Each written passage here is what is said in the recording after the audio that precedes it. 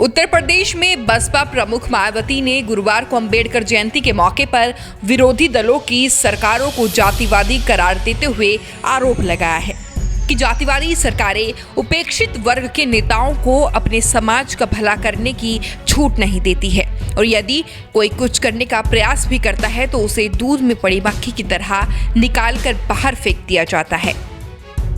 मायावती ने संविधान निर्माता डॉक्टर भीमराव अंबेडकर की 131वीं जयंती पर उन्हें श्रद्धांजलि अर्पित करते हुए देश में आज भी दलित और उपेक्षित समाज की दयनीय स्थिति को अत्यंत दुखद बताया है। इस मौके पर उन्होंने विपक्षी दलों पर निशाना भी साधा। बसपा प्रमुख मायावती ने अंबेडकर जयंती पर ट्वीट करते हुए कहा कि संविधान शिल्पी परम पूज्य बाबा साहेब डॉक्टर भीमराव अंबेडकर की जयंती पर उनके अनुयायियों की ओर से उन्हें शत शत नमन और हार्दिक श्रद्धा सुमन।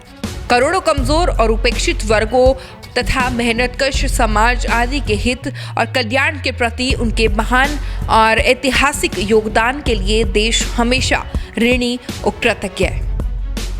अगला ट्वीट कर मायावती ने कहा कि जातिवादी मानसिकता से ग्रस्त विरोधी पार्टियों और उनकी सरकारें बाबा साहेब डॉक्टर भीमराव अंबेडकर के संघर्षों और संदेशों की कितनी ही अवहेलना करके उनके अनुयायियों पर शोषण, अन्याय, अत्याचार और द्वेष आदि जारी रखे, किंतु उनके आत्मसम्मान और स्वाभिमान का बीएसपी मूवमेंट रुकने और झुकने वाला नहीं है।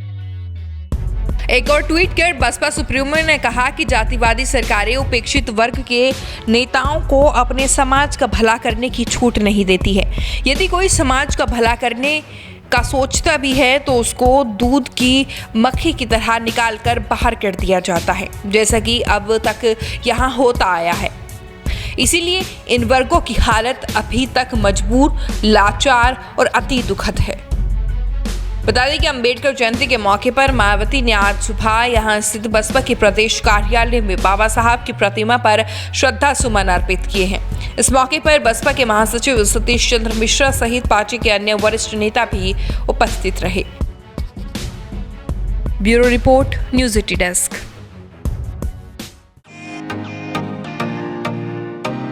फेसबुक और यूट्यूब के बाद अब आपका पसंदीदा चैनल न्यूज 80 डेली हंट पर भी फॉलो करें।